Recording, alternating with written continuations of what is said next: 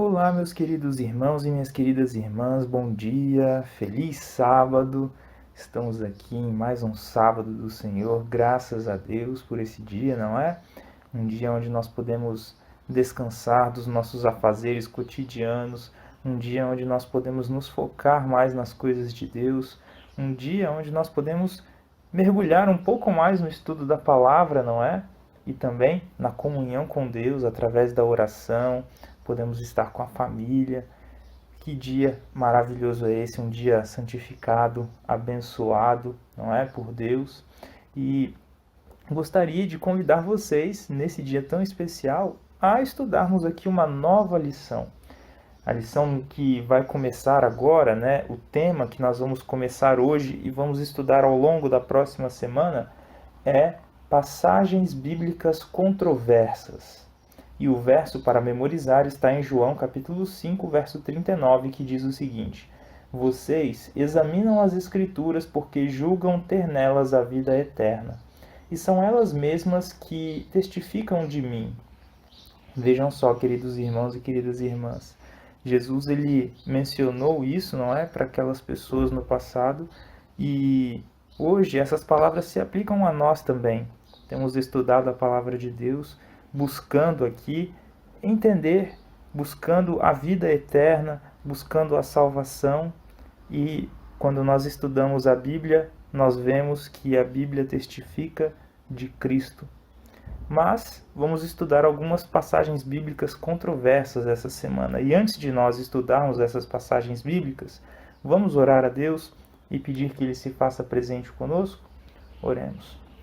Senhor Deus, muito obrigado, Pai, porque o Senhor nos concede o dom da vida, o Senhor nos concede o Teu santo sábado, o Senhor nos concede, Pai, a condição de estudarmos a Tua palavra e de buscarmos através da Tua palavra, um encontro com Cristo, um encontro para a vida eterna. E nós gostaríamos de Te agradecer, porque essa vida eterna, ela é oferecida a nós através do sacrifício de Jesus, através da ressurreição de Cristo, através da intercessão de Cristo por nós hoje. Nós Te agradecemos por tão grande sacrifício e por tão grande amor que o Senhor tem por nós. E nesse momento, gostaríamos de estudar a Tua palavra. Gostaríamos de orar pedindo que o Senhor não abençoe somente o estudo de hoje, mas o estudo ao longo de toda a semana, onde passaremos por diferentes passagens que são controversas. Que o Senhor nos ajude a entender, Pai. Senhor, suplicamos que o Senhor nos dê clareza, que o Senhor nos ensine toda a verdade através do Teu Espírito Santo, para que nós também possamos compartilhar com outros. Suplicamos também o perdão dos nossos pecados e tudo isso nós fazemos em nome de Jesus. Amém. Bom, queridos irmãos e queridas irmãs, hoje, mais especificamente, nós não vamos estudar uma passagem bíblica controversa. Hoje nós temos a introdução da lição. E essa introdução diz o seguinte para nós. Pedro nos exorta: santifiquem a Cristo como Senhor no seu coração, estando sempre preparados para responder a todo aquele que pedir a razão da esperança que vocês têm. 1 Pedro capítulo 3, verso 15. E Paulo nos encoraja: pregue a palavra, insista, quer seja oportuno, quer não. Corrija, repreenda, exorte com toda a paciência e doutrina, pois virá o tempo em que não suportarão a sã doutrina. 2 Timóteo capítulo 4, versos 2 e 3. Sendo assim, devemos atentar não apenas às passagens cuja explicação facilmente se ajusta às nossas crenças, mas também devemos lidar com passagens que são comumente usadas para ensinar algo diferente do que acreditamos. Bom, queridos irmãos e queridas irmãs, esses textos aqui nos mostram que nós precisamos estar preparados para responder às pessoas, não é? Qual é a razão da nossa fé, qual é a razão da esperança que nós temos e que nós precisamos ensinar, que precisamos de alguma forma corrigir, que nós precisamos de alguma forma insistir, né, com algumas questões da verdade, porque elas têm um impacto eterno na nossa salvação e na salvação das outras pessoas, não é?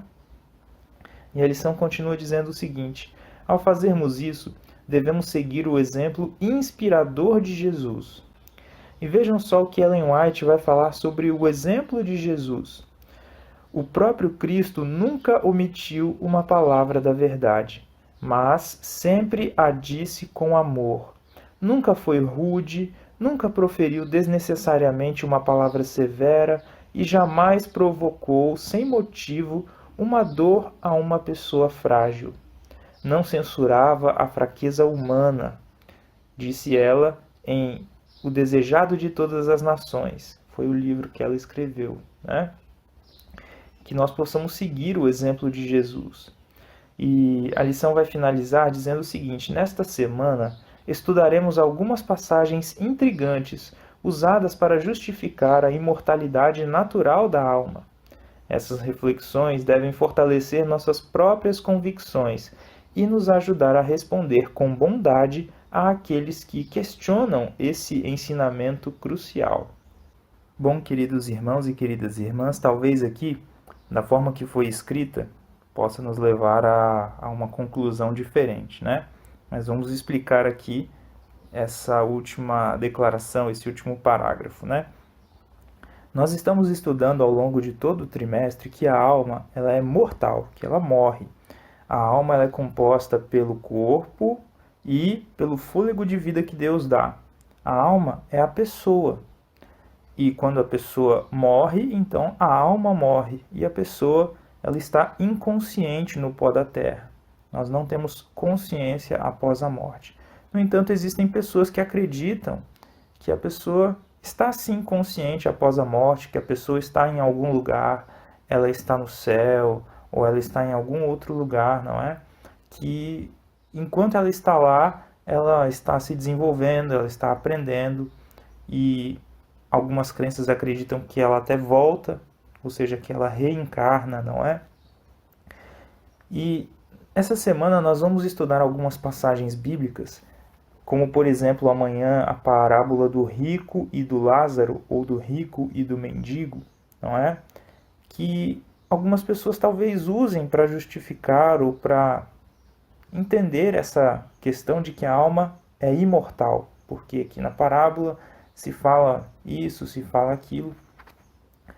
Mas o ensino crucial que nós temos estudado ao longo de todo, né, o trimestre é que a alma morre.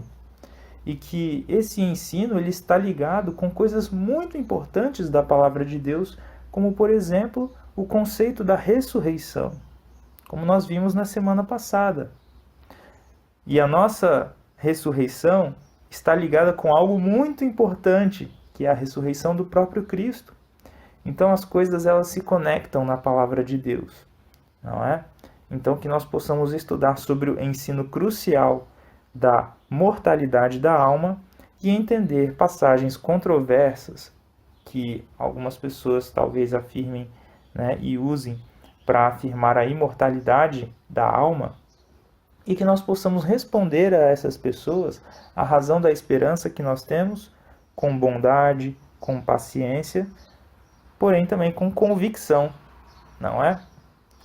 Fiquem com Deus, um grande abraço, um feliz sábado e até a próxima, se assim Deus nos permitir.